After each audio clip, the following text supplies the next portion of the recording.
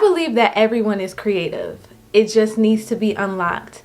Human beings are innately innovative, intuitive, curious, and you don't have to be in a creative field like an artist, a painter, a photographer, a music artist to be a creative person. So let me give you a few steps on how to unlock your creativity.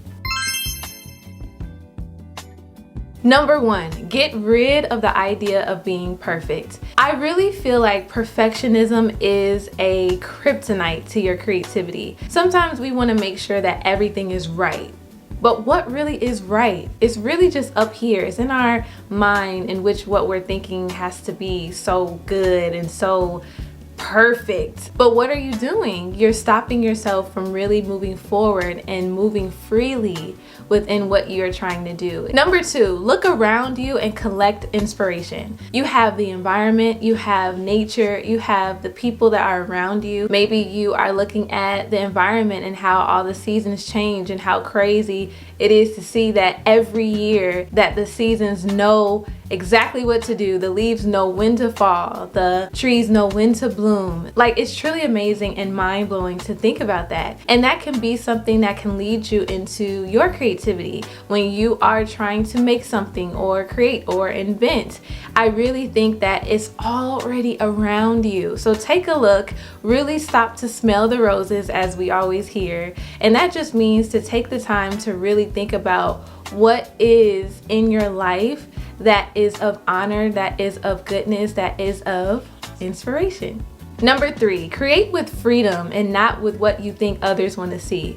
When we really get into our own identity of who we are, our own likes, our own dislikes, our own burdens, our own frustrations, our own irritations, we can really begin to take that deep dive into what makes us who we are. We already know there are things in our lives that we want to see out into the world. So maybe you can be that person that can create it. And it doesn't have to be rocket science. It could be maybe a vision board. Maybe you want to be a person that loves to scrapbook and make journals, or maybe you're creating games for your summer camp. And here's another thing. You do not always have to create to sell or create to monetize. That could really cripple us. Sometimes you're taking the essence out of the beauty of what it means to really create something and really make art of what you're doing. So when you are looking around you and collecting that inspiration, maybe you can do an exercise where every single day you're looking at 3 things that give you inspiration. If you're a mother or father, you're looking at your kids, or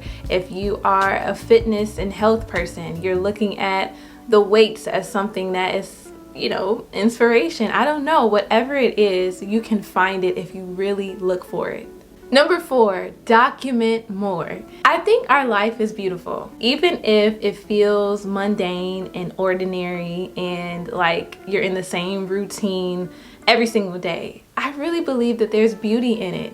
And I really encourage, if you are trying to make sure that your creativity comes out, maybe pick up a camera and document your life, document memories. I think about it like this. When we are getting older, we want to look back at things that we used to do in our 20s, our teenage years, our 30s. And I believe that when you take that moment to capture your everyday or capture something that inspires you, you'll have that keepsake. You'll have that archive when you're able to really sit down and cherish the moments before. But yeah, I really feel like a lot of people stop themselves from just documenting because they feel like it has to look a certain way, which goes back into that perfectionism. So do it. Pick up a camera. If you're not someone that likes to be on camera, turn it the other way and just document nature. Do what you have to do, but don't let yourself be locked into your own thoughts of what things need to look like, what things need to be. A lot of people say that artists they're like free birds or free spirits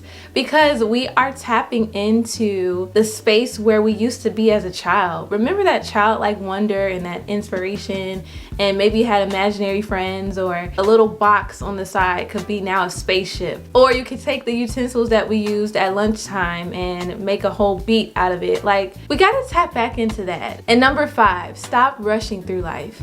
Our days are not promised, and we can really get used to the rat race of life, the rat race of being an adult. And I believe sometimes that can stop us from really taking the time to smell the roses, as I said before, or to really take time to sit in who you are, how you've overcame so many trials, how you have continued to move forward. And even in that can be something that can unlock your creativity, because when you're able to reflect, you're able to think back, and now images are coming back. Now, for sure, there are moments where we don't have the best memories of certain things. I think that's all of us. But think about the good memories. Reflect on the things that you have done well, and let that be a fuel for you to make and create. I really realized when I stopped for a moment, I took some time to really breathe and really just sit down and calm myself.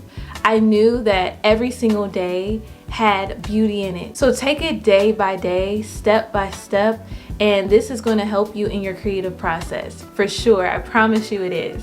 Also, bonus tip, don't be afraid of the boring moments in your life. Boring moments really can help our brains to think of something new. Think of something innovative. Think of something creative. So don't let your own mind stop you from being the creative that you are, because we need it and we need you. And whatever you have to bring, I'm sure it's going to help someone else to feel liberated to do the same.